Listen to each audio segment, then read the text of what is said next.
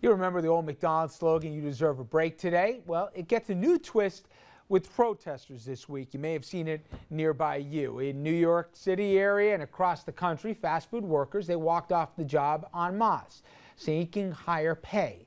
Now, they want raises from the current of $7.25 an hour minimum wage.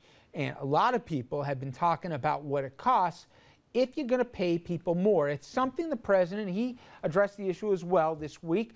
But Andrew, unlike what the president may be able to say or let alone change, unless companies like McDonald's themselves do something about it, very little changes. Well, there's one other factor, Rich, and that's if people want that change. And that's the problem that was spotlighted in a piece by the Times yesterday. The headline said it all.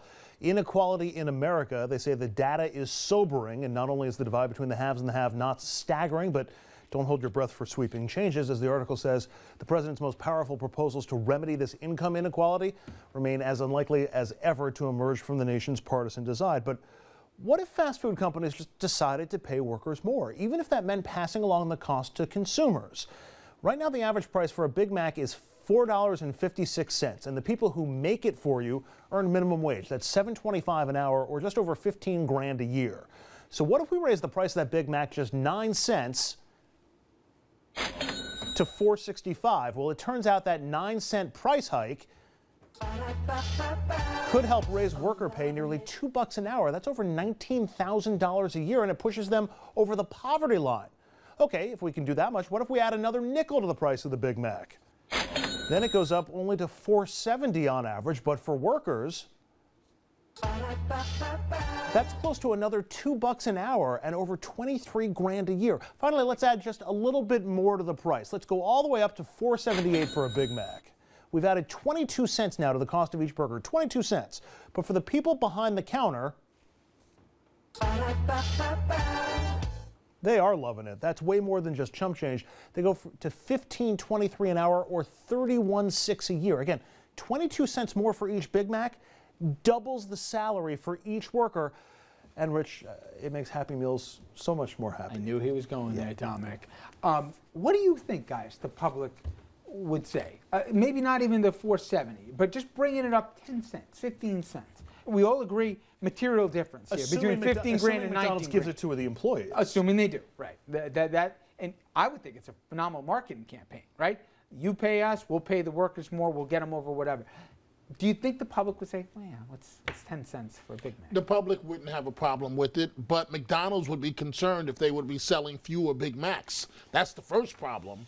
The second one is, okay, that covers McDonald's. What about the rest of the minimum wage employees?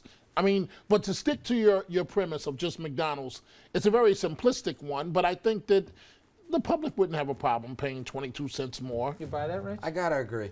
I think I did the calculator earlier before coming on the show. I went for the straight 22 cents, and I thought, I'm giving you $5 anyway. What's the difference if you're going to make that type of change in somebody's life? But the caveat would be, like Andrew said, it's got to go to the workers. It would have to make that effect. And what I love most about it is that it's not the government telling them what to do. It's free markets. Well, what if the government told them what to do? What if the government said you've got to increase the minimum wage by X amount? Well, McDonald's ought to tell them to take a hike, because who's the government to tell them what they should charge for a Big Mac? Well, but don't you still get the benefits, or couldn't you at least still get the benefits to the employees? They'd have to raise the prices. It's similar to getting the benefits from Nanny Bloomberg telling us how much sugar we could drink in our soda. But here's the problem. It's not the government's place. If the government doesn't do it, nothing indicates that McDonald's or Burger King or Subway is going to do it. We've got terrible corporate citizenship in this country right now. The corporations don't seem to have the best interests of their employees at heart. So why shouldn't the government mandate it if the companies aren't going to do the right thing on their own? I think Richard made a great point. I think, again, leaving it up to the companies to do this, it enables them to say, hey, we're being a do-gooder. We're being responsible corporate citizens, giving back and helping our employees. The only thing I'd say, Rich, is, and we had this debate earlier in the week with our good friend O'Brien, which is, if I follow that logic, there shouldn't be a minimum wage, and it should be let the market work its way. And if a company, let's say a Walmart, which is in some cases the only major employer in a lot of communities, especially in the Midwest and other parts of the country, if they decide to spend $2 an hour, there's no other place to get a job. So you're going to take the $2 an hour, and that's not what I think we want to be as a country. I mean, we had bread lines and stuff in this country when things were bad. We set up Social Security, we set up other safety net stuff. A minimum wage is a minimum wage for a reason, right? I mean, would you say there should be no basement, or do you think that there should be a core minimum number? No, I think where we're at is where we're at, and I think we need to work with where we're at and figure out ways to boost the economy that But should don't a full-time entail job the get you at government least to telling the us. poverty level? I mean, there's a fixed number that In we're a not perfect at world, yet. plenty of full-time jobs do. Right, but my point is, I would hope so, right? But wouldn't you say that a minimum wage should at least get you to the poverty line? That's not even 20 grand a year. I'm just saying 15 grand a year, and people aren't using these as, what do they call them, stepping stone jobs anymore?